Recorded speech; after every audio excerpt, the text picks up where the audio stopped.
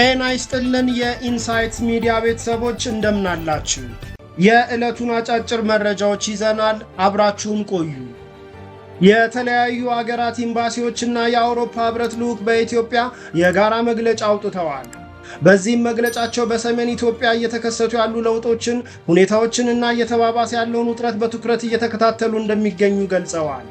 እንደ አውሮፓውያን አቆጣጠር ህዳር 2022 ለተፈጸመው የግጭት ማቆም ስምምነት ሙሉ ድጋፋችን እንደምንሰጥ ደግመን አጽንኦት እንሰጣለን ብለዋል።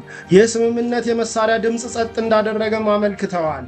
በፍጹም ወደ ሁከት፣ ግጭት፣ ጦርነት መመለስ እንደማይገባ አስገንዝበዋል። ሁሉም ወገኖች ተባብሰው አስቸኳይ ውይይት በማድረግ ውጥረቱን በማርገብ ስምምነቱ እንዲጠብቁ አጥብቀው አሳስበዋል። ማንኛውም አይነት ድጋፍ ለማድረግ ዝግጁ እንደሆኑም ገልጸዋል።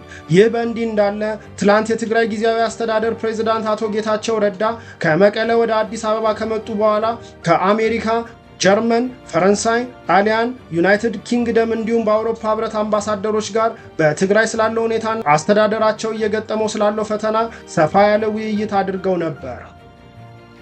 ታላቁ የጎዳና ላይ ኢፍጣርና የቁርአን ውድድር በመጪው እሁድ ይካሄዳል። የኢትዮጵያ እስልምና ጉዳዮች ጠቅላይ ምክር ቤት ሀገር አቀፍ የቁርአን ውድድርና ታላቁ የጎዳና ላይ ኢፍጣር ስነ ስርዓት በመጪው እሁድ መጋቢት 7 ቀን 2017 ዓ.ም በአዲስ አበባ እንደሚካሄድ አስታውቋል። የኢትዮጵያ እስልምና ጉዳዮች ጠቅላይ ምክር ቤት ፕሬዝዳንት ጽህፈት ቤት ኃላፊ ኡስታዝ አቡበከር አህመድ በዚህ ወቅት እንዳሉት ቁርአን በሁሉም መስክ የሰዎችን ህይወት በቀና መንገድ በመምራት ለማህበረሰብ ከፍታ መሰረት መሆን የቻለ ነው። በዚህ አግባብ ውድድሩ ይህንን የቁርአን ክብርና ከፍታ ለመግለጥ የተዘጋጀ መሆኑን ነው የተናገሩት። ውድድሩ ቁርአንን በልቦናቸው የተሸከሙ ሐፊዝ ወጣቶችን ለማበረታታትና ቀጣይ ተተኪ ትውልዶችን ለመፍጠር ያለመ ነው ብለዋል። በዚሁ ቀን በርካታ አማኞች የሚታደሙበት ታላቁ የጎዳና ላይ ኢፍጣር ስነ ስርዓት ከኢፍጣር እስከ ቁርአን በሚል መሪ ሐሳብ እንደሚከናወን ጠቁመው ህዝበ ሙስሊሙ በሁለቱ ታላላቅ መርሃ ግብሮች ላይ እንዲሳተፍ ጥሪ አቅርበዋል። በሸካ ዞን ፊዴ ከተማ ዛፍ ወድቆ የ7 ሰዎች ህይወት ማለፉ ተገለጸ። በደቡብ ምዕራብ ኢትዮጵያ ህዝቦች ክልል ሸካ ዞን ፊዴ ከተማ ትልቅ ዛፍ ወድቆ የ7 ሰዎች ህይወት ማለፉ ተገልጿል። በገበያ መሃል በደረሰው አደጋ ከሟቾች በተጨማሪ በ8 ሰዎች ላይ ከባድና ቀላል ጉዳት መድረሱንም የክልሉ ኮሚኒኬሽን ቢሮ መረጃ ያመላክታል። የክልሉ መንግስት በአደጋው በደረሰው ሞትና ጉዳት የተሰማውን ጥልቅ ሐዘን ገልጿል። ከውጭ ወዳገኘናቸው መረጃዎች ስናልፍ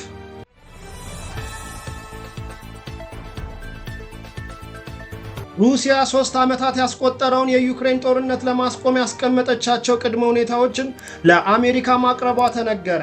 ሮይተርስ ለጉዳዩ ቅርበት አላቸው ያላቸውን ምንጮች ጠቅሶ እንዳስነበበው ክሬምሊን ከዚህ ቀደም ሲያቀርባቸው የነበሩ ቅድመ ሁኔታዎችን ሀገራቱን ለማሸማገል እየሞከረች ለምትገኘው ዋሽንግተን ልኳል።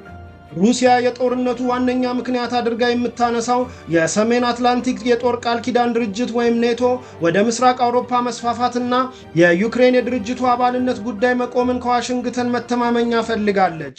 የውጭ ሀገራት ወታደሮችን በዩክሬን የማሰማራት ሀሳብም ውድቅ ይደረግ ዘንድ መጠየቋን የሮይተርስ ምንጮች ዘግበዋል። ዓለም አቀፉ ማህበረሰብ ክሪሚያን ጨምሮ 4 የዩክሬን ግዛቶችን ማለትም ሉሃንስክ፣ ዶኔስክ፣ ኬርሰን እና ዛፓሮዥያ የሩሲያ ሉዓላዊ ግዛት አካል መሆናቸውን እውቅና እንዲሰጡም ይጠይቃል። ለአሜሪካ የቀረበው ሰነድ በሳውዲ አረቢያ ጂዳ በተካሄደው የአሜሪካና ዩክሬን ባለስልጣናት ተጠባቂ ምክክር ዩክሬን ለ30 ቀናት የሚቆይ ተኩስ አቁም ስምምነት ለመድረስ መስማማቷን ማሳወቋ ይታወሳል። ፓኪስታን በታጣቂዎች ታግቶ ከነበረው ባቡር ከ300 በላይ ሰዎችን ማስለቀቋን ገለጸች።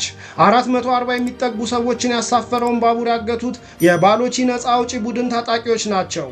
ጦሩ በባሎቺስታን ግዛት በታጣቂዎች የታገተው የመንገደኞች ባቡር ውስጥ የነበሩ ሰዎችን ለማስለቀቅ 30 ሰዓታት የፈጀ ልዩ ዘመቻ አካሂደዋል። በመቶዎች የሚቆጠሩ ወታደሮችና ሄሊኮፕተሮች በተሳተፉበት ዘመቻ 33 የባሎቺ ነፃ አውጪ ግንባር ታጣቂዎች መገደላቸውን ነው የፓኪስታን ጦር አቀባይ የተናገሩት። ታጣቂዎቹ ባቡሩን እንዳገቱ በከፈቱት ተኩስ 21 ንጹሃን መንገደኞችና 4 ወታደሮች መገደላቸውም ተገልጿል። እንደነዚህ አይነት አዳዲስ እና አንኳር መረጃዎች በየቀኑ እንዲደርሱ ሚዲያችንን ፎሎ፣ ላይክ እና ሼር በማድረግ ቤተሰብ ይሁኑ።